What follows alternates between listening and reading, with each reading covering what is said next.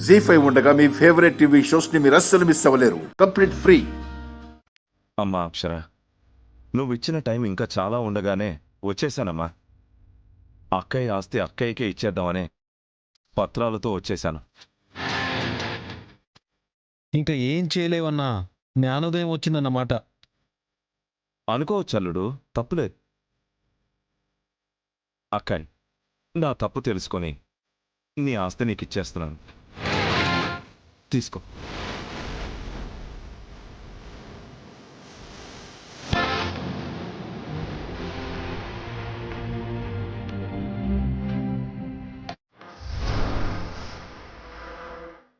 కాకపోతే నాదొక విన్నపం.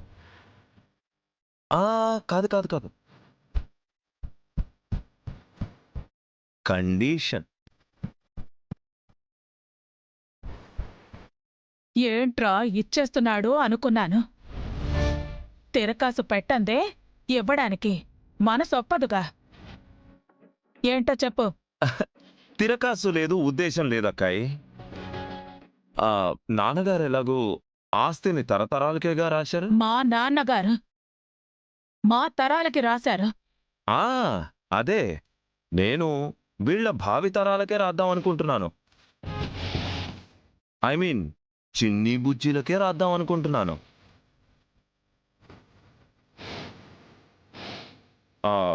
ఇందులో మీరు రాద్ధాంతం చేయడానికి మీకెవరికీ అభ్యంతరం లేదుగా? ఎందుకుంటుంది? అయితే నాకు సమస్య లేదు, రాసేస్తా. సంతోషం. కానీ ఇక్కడ నా సమస్య ఏంటంటే, ఏంటి? బయట ఒక టాక్ నడుస్తుందమ్మా. చిన్ని వీళ్ళ బిడ్డ కాదు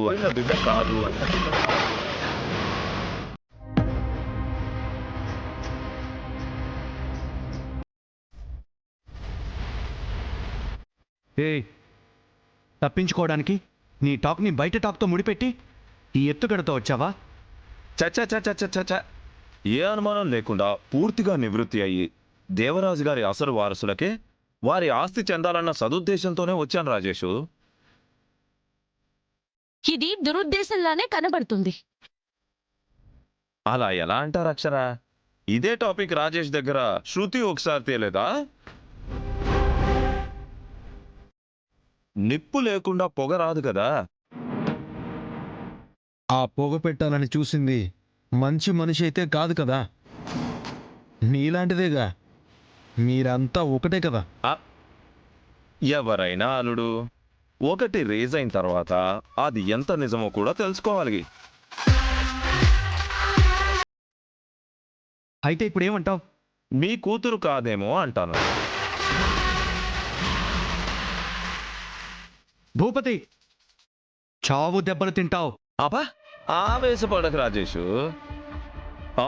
ఇంత ఆస్తినిస్తున్నప్పుడు అనుమానాల్ని తీర్చాల్సిన బాధ్యత కూడా నీకుంది కదా.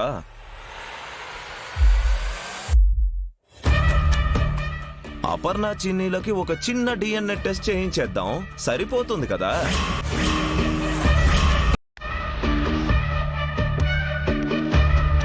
మీరు చెప్పిన దాన్ని బట్టి అతను ఆస్తి ఇవ్వకుండా మెలకబెట్టడం కోసమే DNA టెస్ట్ని రైజ్ చేశాడని బాగా అర్థమవుతుంది. అదే అందరికీ పబ్లిసిటీ కూడా చేస్తాడు కదా. అందుకని భయపడమంటారా? మరొకరికి ఆ అనుమానాన్ని ఇవ్వద్దు అని అంటున్నాను. DNA టెస్ట్ చేసేస్తే ఈ టాపికే ఇక క్లోజ్ అయిపోతుంది కదా. మీ ఆస్తి మీకు వచ్చేస్తుంది. అది కాదు సార్, వాడన్నాడని అలా చేస్తే నా భార్యను అనుమానించినట్టు కాదా? అది కరెక్ట్ కాదు సార్. చూడండి రాజేష్, మీరు చేస్తుంది అలాంటి మాట ఇక జీవితంలో ఎవరూ అనకూడదని. ఇక్కడ అనుమానాలకే తావులేదు. తను మీ బిడ్డ అనేదే కదా అసలు నిజం. వేరొకరి బిడ్డని తెచ్చుకొని పెంచుకోవట్లేదు కదా. ఇంకేంటి? సొసైటీలో బతుకుతున్నాం కాబట్టి కొన్నిసార్లు వాళ్ళ నోళ్ళు కూడా మూయించాలి.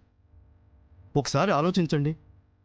నేను చెప్పిందే కరెక్ట్ అనిపిస్తుంది మీకు, లేదా మీ మనసుకు తోచిందే మీరు చేయండి. ఏమంటారు రాజేష్? మీరు చెప్పిందే చేస్తాను సార్. గుడ్ రాజేష్. ఒక్క DNA టెస్ట్కి అతను నోరు మూస్తాడు, మీ ఆస్తి మీకు వచ్చేస్తుంది. Thank you sir. వస్తాను సార్. ఓకే.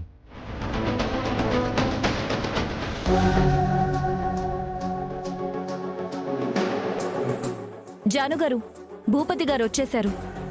రానివమ్మా. హోసే జాను, చెప్పు. ఏదో అనుకొని హుషారుగా వెళ్ళాను, తిరిగి ఇంకో ప్లాన్తో తిప్పి కొట్టారనేగా చెప్తావు? అదే కదయ్యా వింటూ ఉన్నాను మీ అమ్మ తోడు. హోసే పిచ్చి మొహమా, ఈసారి అలా కాలేదే, వాళ్ళ ఫ్యూజులే కాలాయి. హ్మ్, డిఎన్ఏ టెస్ట్ అంటానని అస్సలు ఊహించి కూడా ఉండరు కదా, షాక్ అయిపోయారు. ఆ?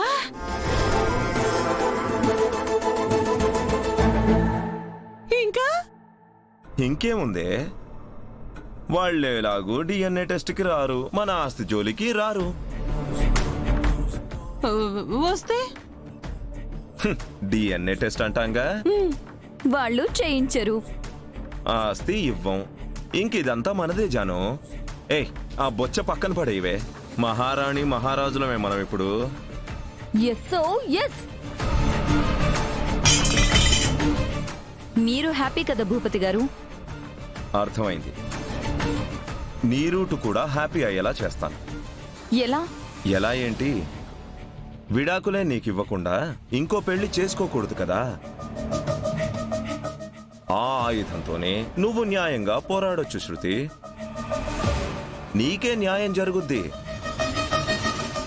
మాకిక ఏ సమస్యలు లేవు కాబట్టి నీ సమస్య మీదే ఫుల్గా కాన్సన్ట్రేట్ చేసి నీకే ఫుల్ సపోర్ట్ చేస్తాం. Thank you so much Bhupathi గారు.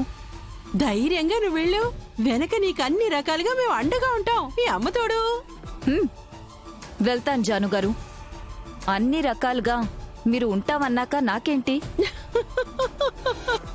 నా ఆస్తి నాకు వచ్చాకే వాణ్ణి వదులుతాను, ఇది ఫిక్స్. జీ5 యాప్ డౌన్లోడ్ చేసి అన్ని ఎపిసోడ్స్ పూర్తి ఉచితంగా చూడండి.